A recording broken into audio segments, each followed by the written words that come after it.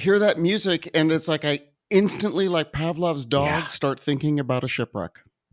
And maybe it's because that literally sounds like a shipwreck, but also because it does signal another episode of Killer Shipwrecks.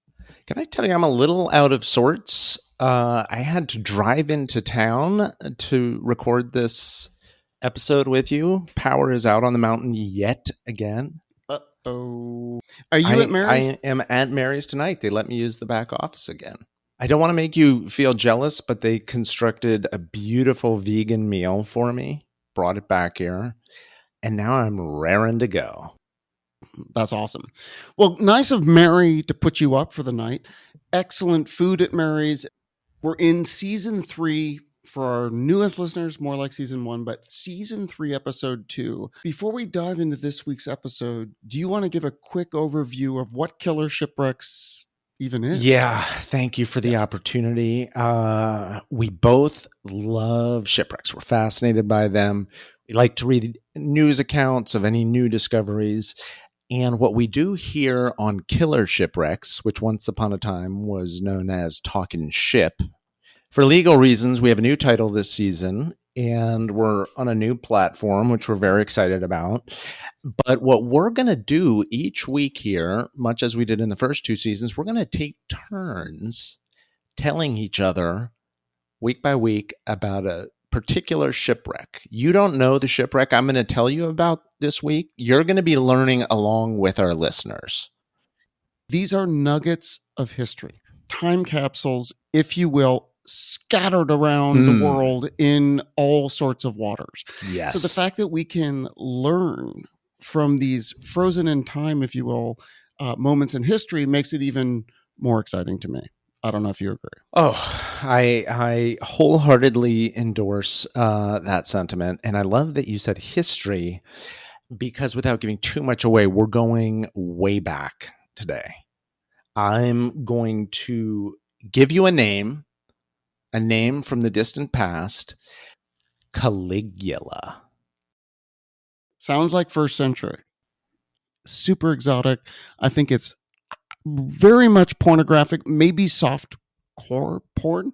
So I'm guessing Caligula is associated with just that full-on emperor gets to do whatever they want. That's my impression. Don't know how you're going to bring this into the whole realm of shipwrecks. His job title on LinkedIn was Roman Emperor.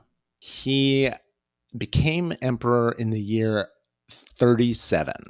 4 years after the death of Jesus Christ. Hot stuff. How old was Caligula when he became this emperor? Oh, Jesus. Now that requires in-depth historical research. Jeez, he was born in the year 12. He was like 25 when he became emperor. Is that possible? Holy cow. Okay, now here's the thing. People were pretty excited when Caligula became emperor. Mostly they were excited because he was not the old guy, Tiberius, who they were totally sick of. They also felt like they knew Caligula. He was from Rome. He wasn't one of these, guys who came in from the territories. He was a local boy, makes good. Sadly, for those in our audience who are vegans, and I do want to give a trigger warning here, during the first few months of his reign, the public was so excited that a record 160,000 animals were slaughtered during the public rejoicing over him becoming emperor. That's a lot of animals. Yeah, geez. Yeah, it's just a tough time for the animals. The beginning of his reign looks promising. He's very generous in opening up the state coffers. He's given out bonuses to troops, bonuses to the Praetorian Guard, who are in charge of guarding his palace. He undertakes a bunch of important construction projects, a couple of big aqueducts. We love the aqueducts. So kind of impressive for 25. He also improves the harbor at Sicily and somewhere else. And when I say he does, I mean, he's probably not down there with the shovel, but he's giving out orders, and he's just burning through the cash. And just 4 years after the death of Christ. Almost 2,000 years ago. That's Now, incredible. people do say of Caligula that there were two Caligulas. There was the Caligula in the first 6 or 7 months of his reign, and then toward the end of that year, he gets very, very sick. And it's not clear whether possibly he was poisoned or what happened. Always I something with feel those like they guys. all get assassinated. Like it's a great gig while you have it, but then it's scary. Okay, after he gets really sick, a lot of people think he's going to die. He does not. When he comes back, he's not the same Caligula. He's not the kid that they all liked, that they were all excited about. His name, by the way, Caligula, is a nickname. His father had been a Roman general, and the kid spent a lot of time around the troops out in the field with his dad, and the troops came up with a nickname for him. There was a word for the boot that the military guys wore called a caliga, and he was a little boot, so he was Caligula. Still very curious about how this ties into a shipwreck, He but says, "Listen, guys, I want to build two massive boats. Okay, I want them to be 230 feet long." And one of them said it's sort of like if you imagine like a spa, nowadays you go into a spa and it's got like the muted colors, it's got the soft music, and it's got sort of attractive but like very low key, staff. very low He key. said that he goes, I want one boat that's kind of that. Maybe it's got like a little fountain that just makes some like running water noises. He goes, that's the boat which is devoted to our worship of Diana, the goddess. All right. So those of us who are in the cult of Diana, she's associated with a few things. She's the goddess of the hunt. She's the goddess of like nature, the countryside, goddess of the moon. She had a lot on her plate. And so you can see why he's like, look, we should do something for her. We should worship her. Let's build the boat that's sort of, it'll be like the temple boat, kind of like the Diana boat. Next to it, just as big, we're gonna have more of the fun boat, if you will. Like this is the boat I picture, like the sort of like bumping, like electronic, like kind of a Vegas. This is the floating pleasure palace. It's the Ibiza boat. This is where you get the feeling Caligula spends 99% of his boat time. He's on that boat, and then maybe Sunday morning, if he's super hungover, he goes over to the temple boat to do some repenting or something, or confess. It's spring break at Lake Havasu. I mean, it's Caligula, it's a pontoon boat, and everyone's got a six pack. I mean, let's go. Come on, we're It 25. is exactly Havasu, and that is genius that you brought that up. And I'm gonna tell you why, because everybody's like, okay, two massive boats, we can do this. That makes sense. Where he says, just to throw an extra wrinkle in here, boys, I'm not gonna put it in the ocean that we live on the coast of. He said, you know that lake up in the mountains, Lake Nemi? You know, the one where people worship Diana? We're putting those two fat ass boats up there on that lake, which is not even that big a lake. We're going to build them up there. The scale's off. You don't put that kind of ship in a little The lake. scale is so off, but you're right. It's such a Havasu vibe. I've never been to Havasu, but just the name, you can already tell what it is by the name Havasu. These boats, first of all, they're much bigger than historians realized the Romans were capable of building. There were some accounts from, back in those times talking about the massive Roman grain carriers that would export grain, and maritime historians were like, yeah, but actually that's probably just puffed up and exaggerated, because the Romans did not build huge boats. Turns out they did. Wait, so in saying that, are you saying the maritime historians have had it all wrong all this time? Yes, pretty much. That's what I'm saying. So, maybe if you're going to go, if you want to go do some Reiki healing or something, you go to the Diana boat. But most of the time, you're going to be on the Pleasure Palace. Let me talk to you a little bit about the boat. It has hot and cold running water in an elaborate system of lead pipes. The hot water feeds the baths, the cold water feeds the fountains and gives them drinking water. There was a ship built 2,000 years ago that had hot and cold running water. Thank you for zeroing in on that, because again, this is a technology that people did not realize they had going that early. It's something that doesn't really show up again until the Middle Ages. From a buoyancy perspective, I'm surprised the choice was lead. I just don't associate lead with some sort of wood-based watercraft. That seems like an indelicate balance situation. I'm glad you mentioned the buoyancy, because not only do you have the heavy lead pipes, but you also have marble floors everywhere, incredibly elaborate mosaics. It's like a palace, but it just happens to be a floating palace. This is like a cruise ship. This is like, I feel like I'm watching The Love Boat. I think I saw every episode of it, and Fantasy Island came on right afterwards. Such a blockbuster. Maybe Lizzie can upload drawings and stuff of this ship. So this episode should be called The Nemi Ships. N as in Nancy, E as in Edward, M as in Middlestat, and I as in Icarus. Nemi Ships. But the hilarious thing is that the method of propulsion is just oarsmen. So it's this massive ship. And you see the picture, it literally looks like a millipede. It's just like a million oarsmen around the edges of this huge ship. So they had hot and cold running water, but they needed like 100 people to like move an inch. Like, that seems crazy. Wow. I know, Dr. Troyer, before we get to the next part of your story, which I'm sure does involve a wreck, given the title of this show, I do believe we need to give some attention to our sponsors. I think we're starting with one that you know well, because obviously you cultivated a relationship with Terry very early on. Let's hear from Terry right now. David, we know from our many listener emails that our fans like to tune into the show while doing tasks around the house or even at work. That's true. So, thank you. So, whether you're thinning varnish or paint, cleaning off wood stains, maybe making moth repellent at home. Moth repellent? Yes. You never know. Yeah, could happen. Or you are cleaning a firearm or just maintaining industrial equipment, Terry's Turpentine has you covered. Terry's Turpentine has been family owned and operated since 1993.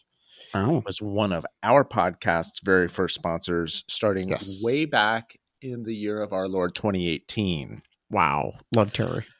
Terry's Turpentine is a proud member of the Better Business Bureau of Southwestern Ohio and offers free delivery to customers in the Columbus, Dayton, and Cincinnati Tri-City area. Beautiful area. Is it really? I'm not entirely sure. Sounds nice. Terry's Turpentine, natural solvents of unnatural quality. Just a bit of housekeeping. We do have to keep an eye on the Terry situation. I did not update you earlier. Know how much detail to get into. It sounds like there may be some personal issues in Terry's life, some marital issues.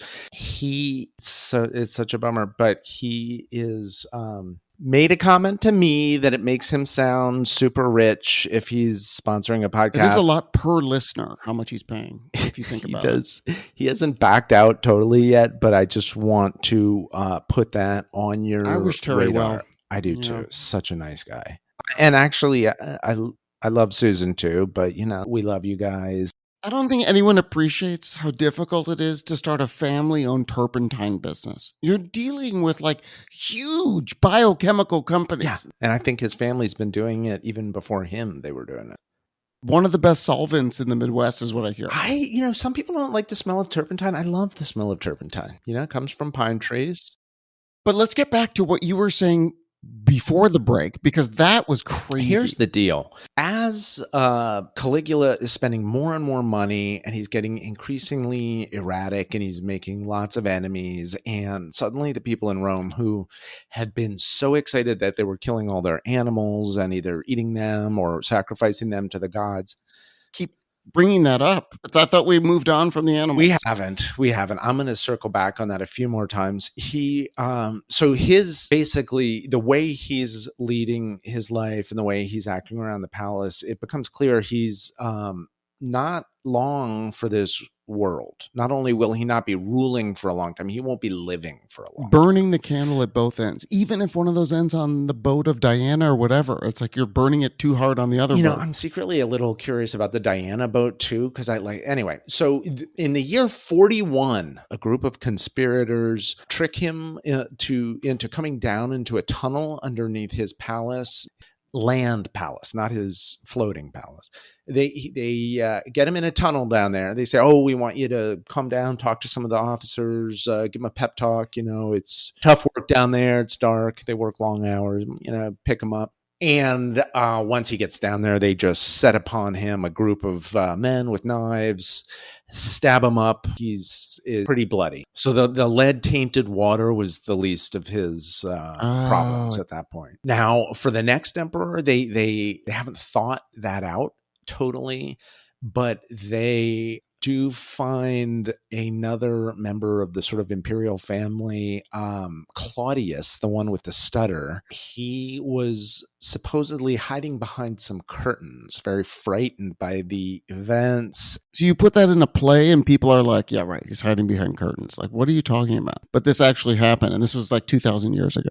They pull him out, and either on the spot or soon thereafter, they say, Claudius, try to get the stutter under control. Try to just sort of spruce up a little bit, maybe dress a little better because you're going to be emperor from now on. Now, Claudius, just because the last emperor didn't go out like on a winning streak, he is trying to distinguish himself from Caligula, run away from his legacy. And one of the first things he does is those frickin' ships up there, Lake Nemi. He said, I don't know if any of you are going to be up he says, listen, guys, we had some great times up there, especially on the non-Diana boat. And we'll always remember that. But times have changed. Don't have a lot of money in the empire accounts.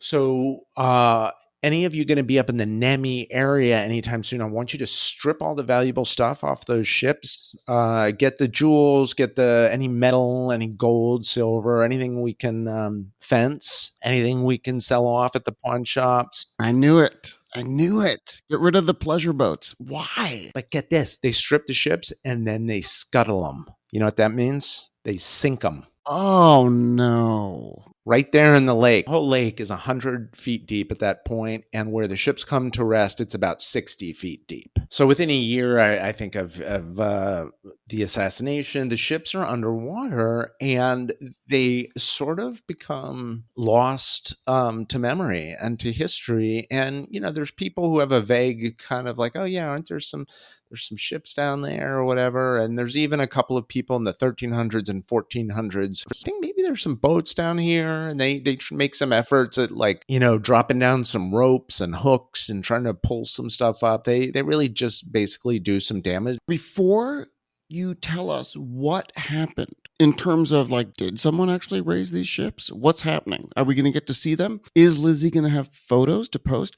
Before we do that, I think we need to hear from our second sponsor, one who, similar to Terry, has been with us since season 1, which I understand cannot be accessed on this platform. But I think we need to hear from our friends at Choppy Streams, who, by the way, were in the news last week. They're doing well. They have I don't know, they have some new investor or something, or they completed some new investment round or something. Well, that's fantastic. And I know you follow the various tech blogs. Let's hear from our good friends at Choppy Streams, and congrats on the funding, as Kit said. That's fantastic. Kit, do you like sitting in never-ending video meetings on Zoom or Google Meet? You like that? The worst. Exactly.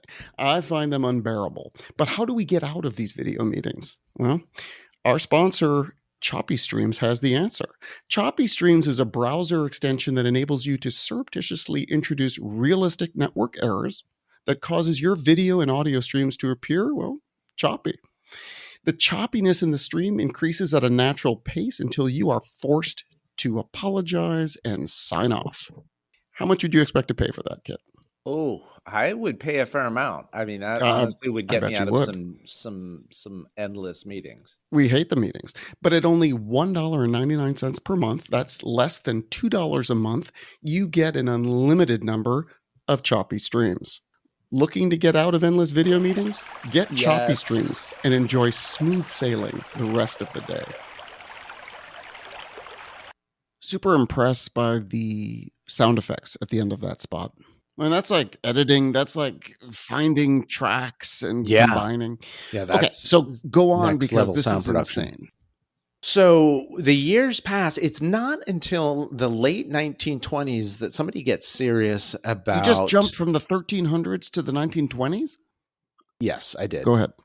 You know, we like to keep this podcast at a reasonable length. We're in the late 1920s, and it's one of probably the few other Italian leaders that I can name who's involved in the recovery. Also a leader with some bad PR. This sounds like a Mussolini. This is not good. Benito Mussolini, excellent. You get an A+. You get an A+ on your history knowledge. He had an interest in the ships of Nemi. Mussolini, like he had time to, like, you know what? We got a lot of issues in the world, but what about those ships? Mussolini in 1828 directs his underlings, hey, you know, let's get to the bottom of it. Let's figure out what's down there. If there's anything valuable, you know, Wow. people have been talking about this and it's been on my mind. Let's do it. He's like, you know what? We've got 13 years till the World War starts. Let's get a look at the ships. They do a massive project of draining as much of the lake as they can. They use huge pipes. They get rid of a lot of the water. They drain it down enough so they can definitely see the full one ship.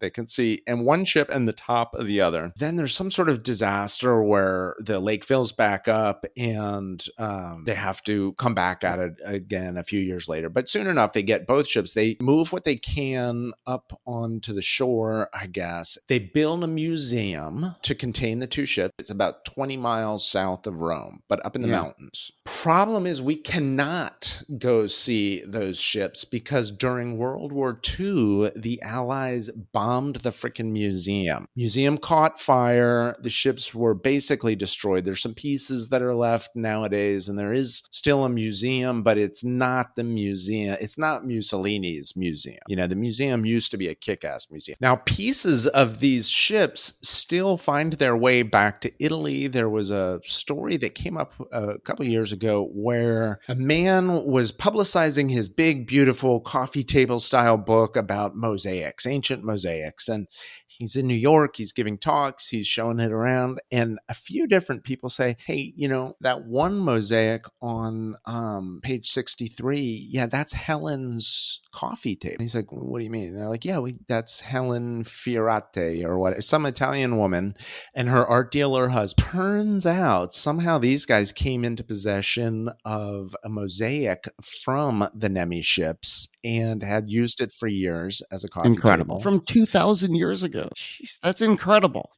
Yeah, how cool a coffee table must that have been? Again, we'll see if Lizzie can track down the picture. The art dealer couple so yeah, no problem. You guys can we'll send the mosaic back to the museum. I think they were interested in not being prosecuted for having looted artifacts. So that if you do go to the museum, which is beside Lake Nemi, you can still see that beautiful mosaic. The Nemi ships are famous among shipwreck historians, basically, for some of those technologies I talked about that had not been realized that they were operative that long ago. There was also, they had some big, huge statues on the ships that rotated. And I guess they were on a bed of huge ball bearings. You know, they stripped those too. But basically the design for that, people thought like, oh God, we thought like Da Vinci came up with that hundreds and hundreds and hundreds of years later. Now, one of the things I love is that these shipwrecks also become an excuse for you and I to find out about topics that we really should know about, but we don't. Caligula, I did not know a goddamn. The Lake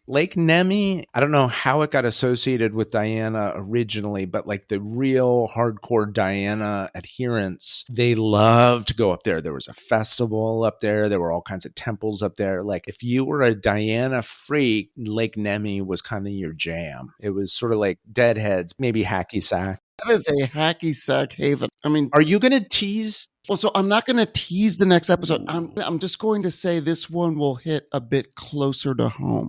Is there any particular anything that I should be studying up on, or you want me to come in fresh? I think we just need to get excited for next week. Can't wait.